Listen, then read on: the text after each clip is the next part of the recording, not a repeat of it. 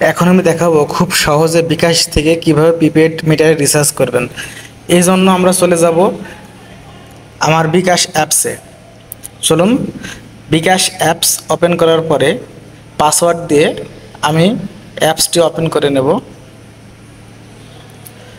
Open করে নেওয়ার পরে দেখুন এমন একটি ইন্টারফেস আসবে। এরপরে দেখুন পে বিল, দেখুন আমি মার্ক করে দেখাচ্ছি। এরপরে আমরা ক্লিক করব পে বিল। দেখুন পে বিলে ক্লিক করার পরে এমন একটি ইন্টারফেস আসবে। এখান থেকে আমাদেরকে সিলেক্ট করতে হবে যে বিদ্যুৎ। দেখুন এখানে সেভ করা আছে, সেভ করার দরকার নেই, আমি নতুনভাবে দেখাচ্ছি। দেখুন লেখা আছে বিদ্যুৎ, এখানে একটা ক্লিক করতে হবে। এই যে দেখ আমি মার্ক করে দিচ্ছি সুবিধার ক্ষেত্রে। এখানে ক্লিক করবেন বিদ্যুৎ। এই বিদ্যুতে ক্লিক করার পরে আমাদেরকে আমাদের যে প্রিপেড, যেহেতু আমরা রিচার্জ করব, সেই প্রিপেডে ক্লিক করব। এখানেও আমি বোঝার ক্ষেত্রে মার্ক করে দিলাম, এই যে পল্লী বিদ্যুৎ প্রিপেড বিদ্যুৎ। এখানে ক্লিক করার পরে দেখুন এখানে একটা ক্লিক করলাম। এরপরে আমাদেরকে নিয়ে আসবে যে আপনার মিটার নাম্বার দিন, ঠিক আছে, এবং মোবাইল নাম্বার দিন। নিচে এই যে মার্ক করে দিচ্ছি মিটার নাম্বার দিন, এবং তার নিচে লেখা আছে কন্ট্যাক্ট নাম্বার দিন, ঠিক আছে। অর্থাৎ আমাদের যে রিসিপ্ট পাঠাবে সেটা, সেই নাম্বারটা ওখানে দিয়ে দেবো। তো এর জন্য আমি আমার কার্ড দেখে দেখে, এমন একটি কার্ড আপনার কাছে অবশ্যই থাকবে। তো এই কার্ডটি খুব যত্ন সহকারে দেখে দেখে আমি নাম্বারটি টাইপ করব। দেখুন আমি যেভাবে নাম্বারটি টাইপ করছি এভাবেই করবেন, খুব সিম্পল। দেখুন এভাবেই আমি টাইপ করব দেখে দেখে, যেন ভুল না হয়, কারণ ভুল হয়ে গেলে আবার ঝামেলা।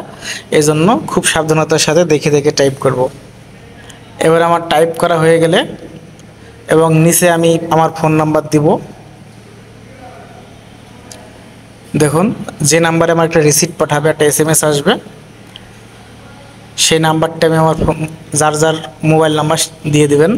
আমি আমার মোবাইল নাম্বারটা দিচ্ছি, যেহেতু আমি আমার মিটারে রিচার্জ করবো। এবং নিচে দেখুন পে বিল এগিয়ে যান, ঠিক আছে। এই পে বিল এগিয়ে যান, এখানে নিচে একদম দেখুন এই যে তীর চিহ্ন আছে, দেখুন পে বিল এগিয়ে যান, এখানে আমরা ক্লিক করব। এই যে মার্ক করে দিচ্ছি, এখানে আমরা নিচে ক্লিক করব এগিয়ে যান। এখানে আসার পরে আমি কত টাকা রিচার্জ করব সেটি দেখাবো। যেহেতু আমার মিটারে টাকা নেই, এই জন্য আমি 2300 টাকা রিচার্জ করব। দেখুন আমি রিচার্জের অ্যামাউন্টটা লিখলাম 2300 টাকা। এরপরে যে তীর চিহ্ন আছে দেখতে পাচ্ছেন, ডান পাশে তীর চিহ্ন আছে, আপনাদেরও সেম এমনই থাকবে। এই যে মার্ক করে দিচ্ছি, তীর চিহ্ন আছে, এখানে একটা ক্লিক করব। ক্লিক করার পরে দেখুন পরের ধাপে এগিয়ে যান বা ট্র্যাপ করুন। এই যে আমার মিটার নাম্বারটা মিলিয়ে নেব, কত টাকা সেটা মিলিয়ে নেব। নেয়ার পরে এই যে নিচের ধাপে ট্যাপ করুন, ঠিক আছে। এই যে আমি তীর চিহ্ন দিয়ে দেখাচ্ছি মার্ক করে, এখানে আমি ক্লিক করব। নিচের সামনে এগিয়ে যান বা ট্যাপ করুন, এখানে ট্যাপ করলাম, অর্থাৎ ক্লিক করলাম। ক্লিক করার পরে দেখুন আমার বিকাশ যে পিন নাম্বারটি, সেই পিন নাম্বারটি চাবে। যেহেতু আমি একটু সিকিউরিটির জন্য আমি পিন নাম্বারটা দিচ্ছি, আপনারা আপনাদের পিন নাম্বারটা দিয়ে দেবেন। দেখুন পিন নাম্বারটা দিলাম। এরপরে দেখুন বিকাশ কনফার্ম করুন, অর্থাৎ পিন কনফার্ম করুন। বিকাশে যে আমি পিনটা দিলাম সেটাকে কনফার্ম করতে বলছে। তো আমি কনফার্ম করার জন্য আমি সেই তীর চিহ্নতে ক্লিক করলাম। দেখুন তীর চিহ্নতে ক্লিক করার পরে এই যে পিন কনফার্ম করুন, এখানে আমি ক্লিক করলাম। ক্লিক করার পরে দেখুন কি আমাদেরকে এই যে দেখুন পরের ধাপে এগিয়ে যান, ঠিক আছে। অ্যামাউন্ট দিলাম, পিন দিলাম, এরপরে আমি কনফার্ম পিনটা করলাম। এই যে এবার দেখুন ট্যাপ করুন। পিন দেওয়ার পরে আমাদেরকে এই পেজে নিয়ে আসবে, যে ট্যাপ করে বিলটা, এটা চাপ দিয়ে ধরে রাখতে হবে। চাপ দিয়ে ধরে রাখলে অটোমেটিকলি সিম্পলি, দেখেন আমি ধরে রাখলাম, অটোমেটিকলি এই যে বিকাশ রিওয়ার্ড পয়েন্ট 1 বিকাশ থেকে আমাকে একটা বোনাস দিল, সেটা থাক। এই যে আমার পে বিল সফল হয়েছে।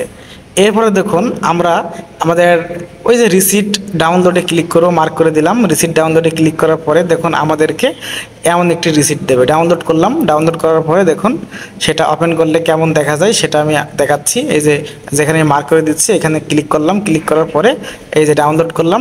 ডাউনলোড করার পর মিটারে এসে আমি 801 সরাসরি ডায়াল করলেই আমি আমার ব্যালেন্সটি দেখতে পাবো। খুব সিম্পলি আমি রিসার্চটা করে ফেললাম। আশা করি সবাই বুঝতে পারছেন।